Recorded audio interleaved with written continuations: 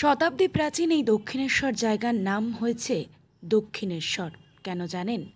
যদিও তা নিয়ে রয়েছে মতান্তর, তবে দক্ষিণা কালীর কারণেই জায়গার নাম দক্ষিণেশ্বর হওয়া কি সম্ভব? রানী রাসমণির তৈরি দক্ষিণেশ্বরের ভবতারিণী মন্দিরের কারণেই নাকি জায়গার নাম দক্ষিণেশ্বর, এমনটাই ধারণা আবাল বৃদ্ধ বনিতার। তবে এ ধারণা সত্য নয়, এমনটাই জানা গিয়েছে কথিত থাকা কিছু পুস্তক এবং স্থানীয় ও পুরোহিতদের বক্তব্যে। কেন কিনা দক্ষিণেশ্বর একটি পুরুষ নাম।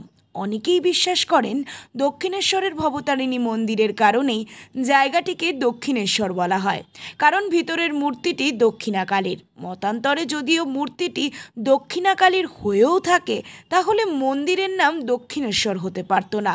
তাহলে কে এই দক্ষিণেশ্বর, আর মন্দিরটি বা কোথায়? সকল জমা প্রশ্নের ভিড় নিয়ে উত্তর 24 পরগনার অন্তর্গত আড়িয়াদহ শ্মশান ঘাটের কাছে পাওয়া গেল এর উত্তর। শ্মশান ঘাট লাগোয়া রয়েছে এক বুড়ো শিব মন্দির। কথিত রয়েছে এই শিব নাকি স্বয়ম্ভু। পাশাপাশি এই শিবের নাম দক্ষিণেশ্বর হওয়ার কারণেই জায়গার নাম হয়ে উঠেছে দক্ষিণেশ্বর। এর নাম থেকে বাবা দক্ষিণেশ্বর বুড়ো শিব, এনার বয়স বর্তমানে 2000 বছর অতীত হয়ে গেছে। স্বয়ং রামকৃষ্ণদেব বাবাকে পুজো করে গেছে। এখন বাবার জন্মমাস শ্রাবণ মাস চলছে, সকল ভক্ত এখানে বারবোধ করে। শ্রী রামকৃষ্ণ পরমহংসদেব নিজেই একবার এই নম্র মন্দিরে প্রার্থনা জানিয়েছিলেন। সেই দক্ষিণের দিকে বাবার মুখ বলে ইনি দক্ষিণ দিকে উঠেছেন বলে লোকের নাম অনুসারে দক্ষিণেশ্বর। হ্যাঁ, রামকৃষ্ণদেব যখন পুজো করলেন, বললেন যে এখানে স্বয়ম্ভু শিব রয়েছেন, যিনি পাতালপুরে উঠেছেন নিজে থেকে।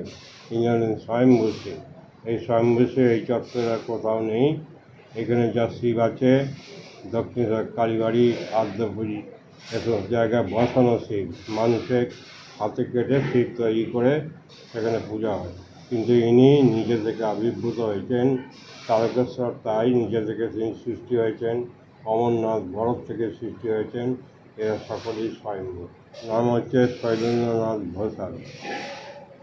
রানী রাসমণির কালী মন্দিরের খ্যাতি এতটাই যে এই মন্দিরের ইতিহাস আজও লুপ্তপ্রায়।